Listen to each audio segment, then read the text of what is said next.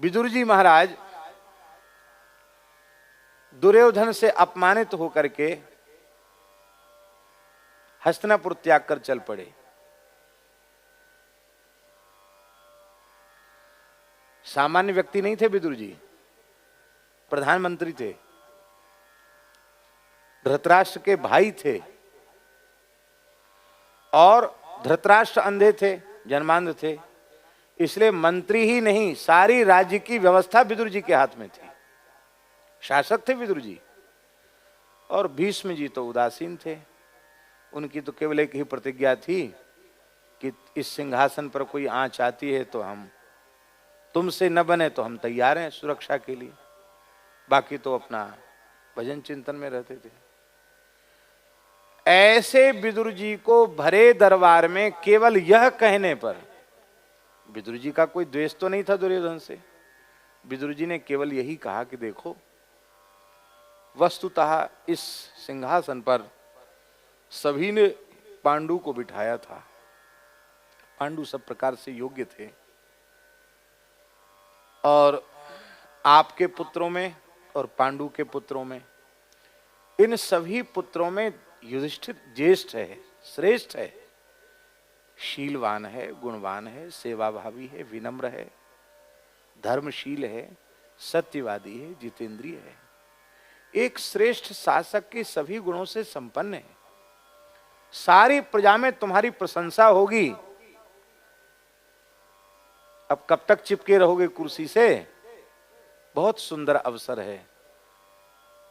कई बार छल कर चुके हो, लाक्षागृह में जलाने का षड्यंत्र रचा गया, तुम्हारे द्वारा रचा गया, सबके सामने आ गया। अब कई बार कालिख लग चुकी है, इसको स्वच्छ कर लो, युधिष्ठिर को राजा बना दो। ये सलाह एकांत में ही सबके बीच में विदुर जी ने धर्म और न्याय से परिपूर्ण सलाह दी, और सब सभा के जितने लोग थे सब अत्यंत हर्षित हो रहे थे कि नहीं, विदुर जी ने बहुत अच्छी बात कही, इसी में सबकी भलाई है। पर उसी सभा में दुर्योधन ने उठ करके कहा, कएन मत्रोप जुहाव जिह्मम दास्या सुतम यद वलिनैव पुष्टः तस्मिन् प्रतीपः परकृत्य आस्ते निर्वास्यता मासु पुराच्छ्वसानः। इस कुटिल नीच दासी पुत्र को यहां बुलाया किसने? ये दुष्ट हमारी जूठन खा के पुष्ट हुआ है और हमारा ही विरोध कर रहा है। इसका अपराध तो इतना भयंकर है कि इसको जीवित रहने का अधिकार नहीं, मार देना चाहिए इसको। लेकिन चलो कोई बात नहीं, हमारे बाप का भाई है, हमारा चाचा लगता है, इस नाते से मारो तो मत, किंतु पुरात श्वसानः आसु निर्वास्यताम, इसको शीघ्र नगर से बाहर निकाल दो, देश निकाला कर दो। विदुर जी इतने सामर्थ्यवान थे कि वे शाप देकर भस्म कर सकते थे, और अतिरथी योद्धा थे, चाहते तो बलपूर्वक उसे अस्त्र बल से भी दंडित कर सकते थे, और इतने उच्च पद पर बैठे थे कि अपने पद का प्रयोग करते, अधिकार का प्रयोग करते तो उसको बंदी बना सकते थे।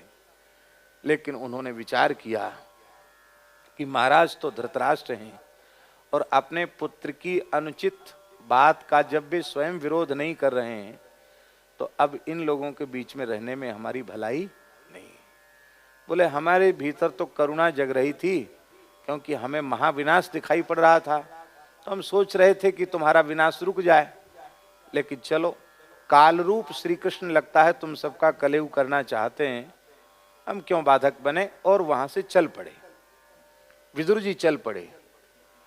पूरे धरती पर उन्होंने विचरण किया। जब तक महाभारत का युद्ध हुआ तब तक विदुर जी नहीं आए। महाभारत युद्ध के बहुत लंबे समय के बाद विदुर जी आए। तो विदुर जी महाराज विचरते हुए जब उत्तराखंड में पहुंचे तो उनको महर्षि मैत्रेय मिले। महर्षि मैत्रेय, पहले विदुर जी से संवाद हुआ, प्रभासक क्षेत्र उद्धव जी से, और उस समय की बात है जब भगवान श्री कृष्ण लीला संवरण कर चुके हैं। इतना लंबा समय बीत गया। महाभारत युद्ध के 36 वर्ष बाद यदुवंश का विनाश हो गया। उसके बाद विदुर जी मिले हैं मैत्री जी से, और उस समय विदुर जी मैत्री जी से पूछ रहे हैं कि भगवान एक हमारे प्रश्न का समाधान आप कर दें। जिसको यहां कह रहे हैं ना तुलसीदास जी, कहो जो भुज उठाए मुनिवर कीर। कीर माने सुखदेव जी भुजा उठाकर कह रहे हैं। तो विदुर जी ने पूछा कि सुखाय कर्माणि करोति लोकः, सारा संसार सुख के लिए ही कर्म में प्रवृत्त होता है। नतैहि सुखम, उन कर्मों के अनुष्ठान से उसको सुख होता नहीं। करता सुख के लिए, मिलता दुख है। तो जब दुख मिलता है तो उसे समझना चाहिए, जैसे माताएं बटलोई में चावल बनाती हैं और एक चावल को दबा के देखती हैं, वो सिद्ध हो गया, उसमें कनी नहीं रह गई, तो इस विश्वास के आधार पर बटलोई चूल्हे से नीचे उतार देती हैं कि बटलोई के सारे चावल पक गए। ऐसे ही एक कोई काम हमने सुख के लिए किया और परिणाम में दुख हुआ, तो हमें समझना चाहिए कि संसार के जितने कर्म हैं वो परिणाम में दुख देने वाले ही हैं, ये हमें समझना चाहिए। पर आश्चर्य की बात है कि कर्मों के जाल में उलझता चला जाता है, दुखों से ही दुख बटोरता और दुख बढ़ाता चला जाता है। नतई ही सुखम, उनसे सुख तो उसको मिला नहीं, तो उपराम उपराम हो जाए तो वान्य दुपा रमंबा, अपितु उसका दुख बढ़ता चला जाता है। तो क्या कारण है? सुख की आशा से कर्म में प्रवृत्त होने पर भी, परिणाम में दुख मिलने पर भी वो सुखी क्यों नहीं हो पाता है? उसका मन वहां से हटता क्यों नहीं है? उसके मन में वैराग्य भाव क्यों नहीं आता? मैत्री जी कुछ नहीं बोले। क्यों नहीं बोले? इसलिए नहीं बोले कि विदुर जी हम तुम्हें पहचानते न हो, ऐसी बात नहीं है। हम जानते हैं कि तुम साक्षात धर्म रूप हो, तुम कोई सामान्य पुरुष नहीं हो, तुम एक महान आध्यात्म तत्ववेत्ता हो। तो पहले हम तुम्हारे मुंह से इस प्रश्न का उत्तर सुनना चाहेंगे, फिर अपनी बात कहेंगे। आपने हमसे कुछ पूछा और हम मौन रह गए, इसका मतलब क्या है? इसका मतलब ये नहीं है कि हम आपको उत्तर नहीं देना चाहते। हम ये जानना चाहते हैं कि प्रश्न आप कर रहे हो तो जरूर आपकी बुद्धि ने उसका कोई ना कोई हल निकाला होगा। तो पहले आप अपनी समझ तो प्रस्तुत करें। यदि उस समझ में संशोधन की आवश्यकता होगी तो संशोधन किया जाएगा, और यदि तुम्हारी विचारधारा, समझ, सोच एकदम अच्छी है, सही है, तो उस पर मोहर लगा दी जाएगी। तो मैत्रेय जी ने मौन होकर के यह संकेत किया कि इस प्रश्न का उत्तर तुम स्वयं बताओ।